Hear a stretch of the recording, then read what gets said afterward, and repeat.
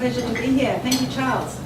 And my husband, Bruce, and myself.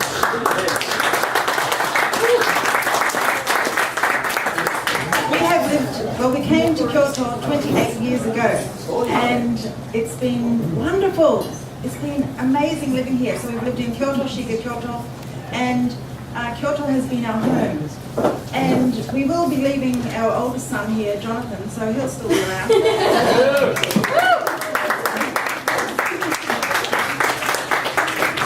And as you know, packing up house and moving on, it's quite an emotional roller coaster ride. And but there's some things that you just can't pack. You can't put them in a box. And I was thinking about all the gifts that I've received from living here in Kyoto. And so I'll start off by saying, I actually wrote them down. The first one's family. Just the amazing gift of having family grow up here in Kyoto. It's been amazing. And we have 3 children, all made in Japan. And the amazing thing is that they all have different personalities, but they all sign, the signature is all the same. Can you believe that? They all sign, love from your favourite child. And you know, we have notes all around that, even shopping lists sometimes, from the favourite one. But anyhow, so packing up, there's lots of photographs and memories of children growing up here in Kyoto, and it's been a wonderful city to have our children grow up in. Living here in Kyoto, there's you always feel like you want to take some of the artwork away from Kyoto, don't you? And so there's 2 pieces of art that I want to take. Oh, wait a minute, I want to tell you something about the family. Do you know that one time, looking at Charles there, it just reminded me about something. He came up to me one time, and I'd known him for a number of years, and he came up to me and said, you know, when you gave birth to Jonathan, I was there, and I heard you give birth to Jonathan. And I was horrified, and I'm thinking, you heard that? You heard that? And my husband Bruce said, well, Annette, don't worry. The whole of Kyoto heard.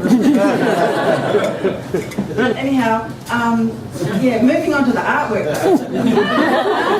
There are 2 pieces of artwork that are just so precious to me, and I'm going to be taking down. One of them is of this dragon, and it has these ferocious teeth, and you know, razor sharp teeth, and this red leathery skin.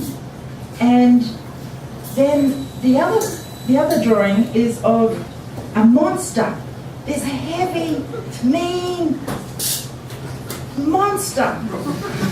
And the amazing thing is about these 2 drawings is that I'm in both of them. And there I am, protecting people, protecting my friends from these monsters, these harmful monsters. And, well, the artist, I don't know if you know this artist, but the artist was a 3-year-old little girl who lives here in Kyoto. And I worked with this little girl for many years. No, only a couple of years actually. But I always thought, you know, this little girl, this artist, I want to collaborate with her one day, and together that we would make a picture book, a children's picture book. Well, it's going to happen because years and years and years went by, and last year I met her again, and it was so wonderful to meet her, and it was a bit of a risk because I thought, I wonder what art is like now, but there was something within me that thought, no, this project has to go forward. So I met her and shared this dream that I'd been holding on for all these years, and she was blown away by it, thinking, what? You had that dream when I was only 3 years old? And so anyhow, we will go ahead with this project, and I hope that Kyoto will feature in this picture book. So watch out for it, it'll be good. Another gift that I've received while being here in Kyoto is the gift of healing. This is an interesting one because, well, to lead into that story, I'll go back to, 800 BC? And there's a story then that was about this incredible destruction that happened because this, what was it? An army of locusts just swept through this land, not here in Japan, but swept through this land. And there was one line in the story that always kept, it kind of bugged me in a way, and I was struggling with it. And it said, the locusts, the years, that's right, the years that the locusts have eaten will be restored to you. And I'm thinking, you know, there was one thing in my life that I felt had been destroyed, and what it was when I was 4 years old, my mother had died. And somehow I accepted death, and somehow I seemed to understand about it. But what I felt really robbed about was the joy and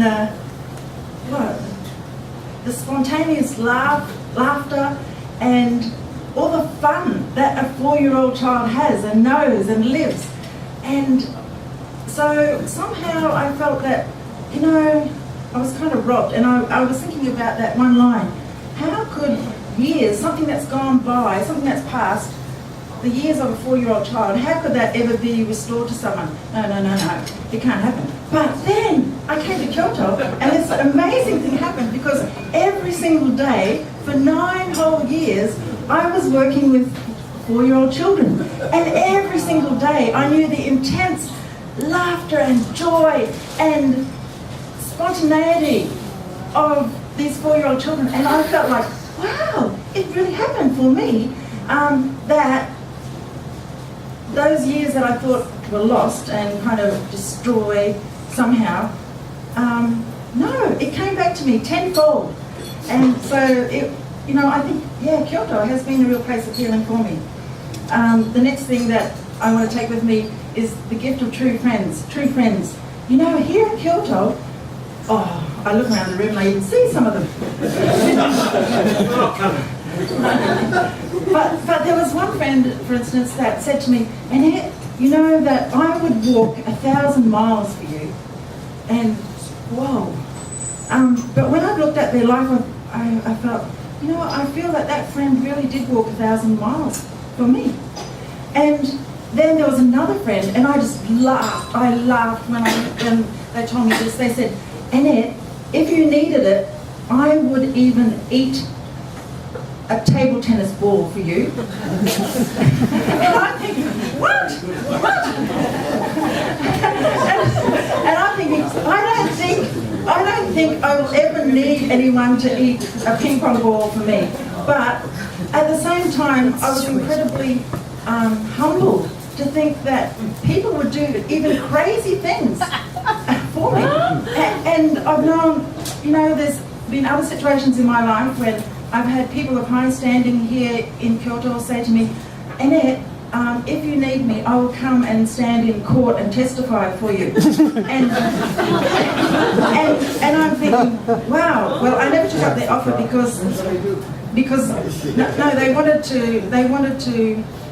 Well, they were asking if, in this case, that I wanted to stand up for my rights, and I'm thinking, well, actually, I don't want to stand up for my rights because I felt in that situation it was going to bring harm to other people, and so I didn't. But just the kindness and the generosity of people here in Kyoto that I've experienced has been absolutely amazing.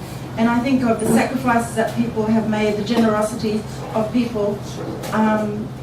Wow, it's just been amazing. So those gifts and those memories, I'll be taking them with me too. Oh, yes, and people, so many people, probably half of you, have come to Kyoto for to learn under some of the great masters here, the master craftsmen and the artists here in Kyoto, and in this cultural hub here. And I was thinking, wow, I've done a lot of learning while I've been here in Kyoto, and I guess I put in my, you know, the 10,000 hour thing. I guess I put in 10,000 hours as a mother, as a parent, 3 times over, and that's been fun, and still doing that. And then there's the 10,000 hours of being a teacher, and then there's the 10,000 hours of being a leader, and then there's the 10,000 hours of being a student. And when I think of the people that I've learned from, some of those teachers have been 3-year-old children, some have been 10-year-old children, some have been teenagers, some have been my peers, some have been my colleagues, my friends, and even my enemies.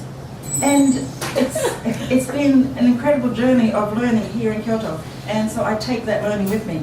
Fun, yes, that's what I take with me. The gifts of fun that I've had here in Kyoto. And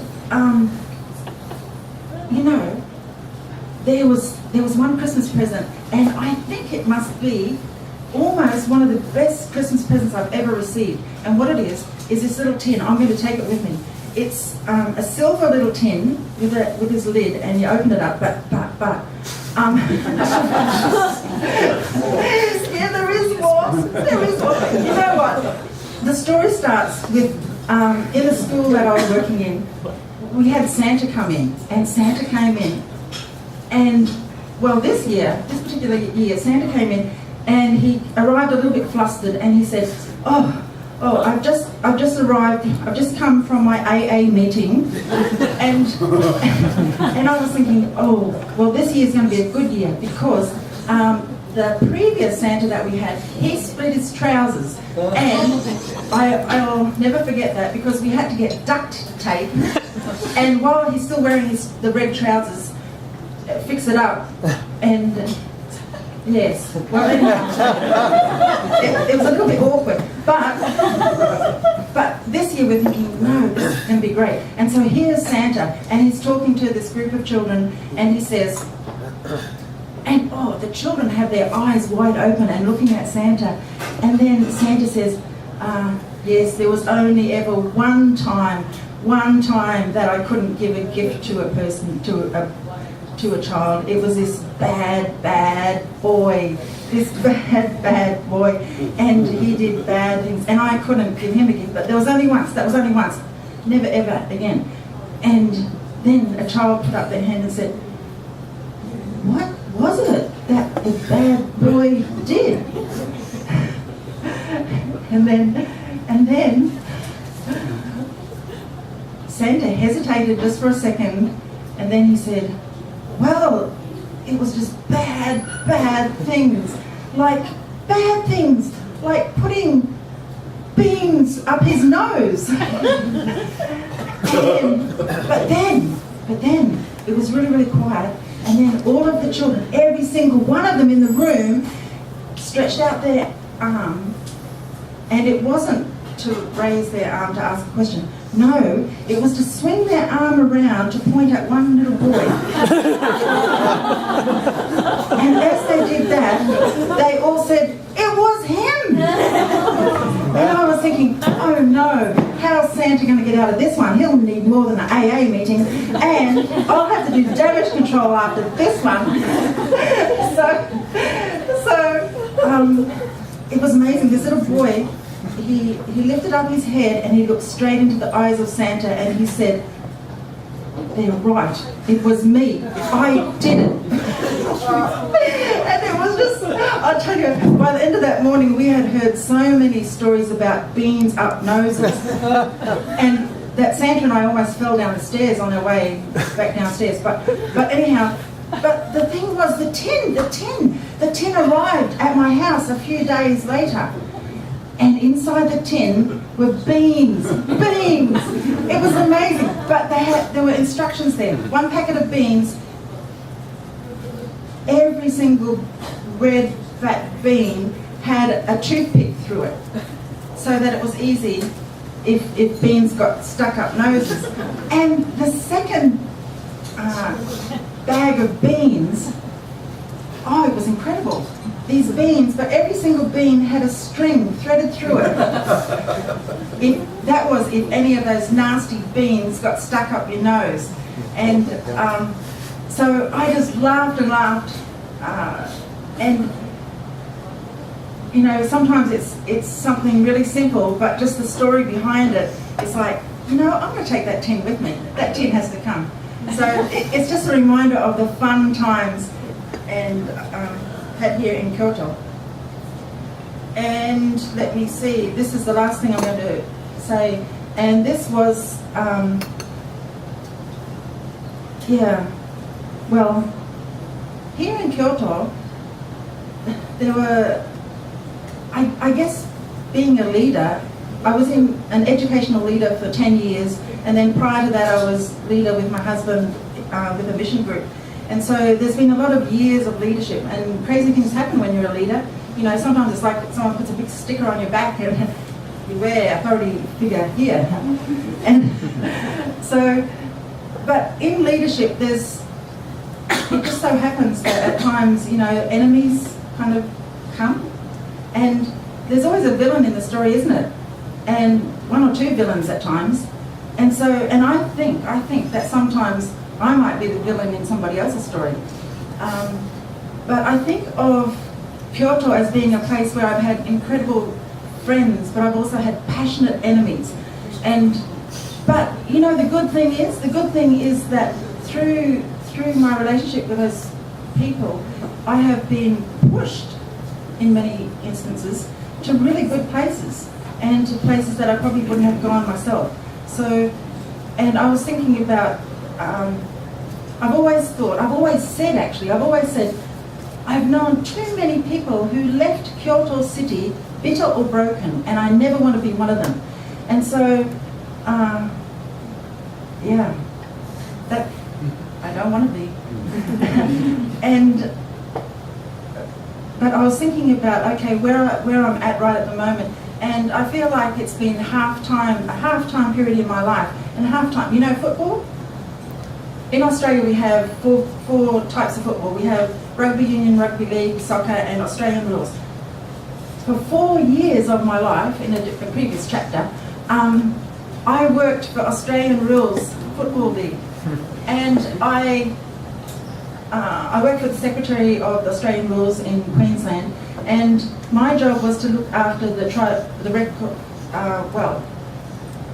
keep the records of the tribunal meetings, and we had more than one bad boy. And also to look after the scheduling for the umpires, and I worked with the promotions manager. So, but when I think about football, you know, there's the half-time. Actually, in Australian rules we have quarters, but anyhow, I'll just say half-time, and that time there is for strategizing for the future. And so as I've been thinking about leaving Kyoto, looking to the future, one idea came to me. It's not my idea, I saw it somewhere, about half-time and preparing, strategizing for the future, but from moving from success to significance. And I'm thinking, yes, that's what I really need my life to be in this next half of life, this next chapter of life, to have to be living a significant life and to be doing significant things. And so I'm really excited about what is ahead. And just thinking about, I used to get so excited when I'd go to the grand final games, and just the electrifying feeling of, you know, the game is really won or lost in that last part. And so I know that there's many exciting things happening ahead as I move up to Yokohama. But and that, you know, there's these gifts that I received from Kyoto that I will treasure, and all the people that I've met in Kyoto, I thank you for the pleasure of your company. Thank you.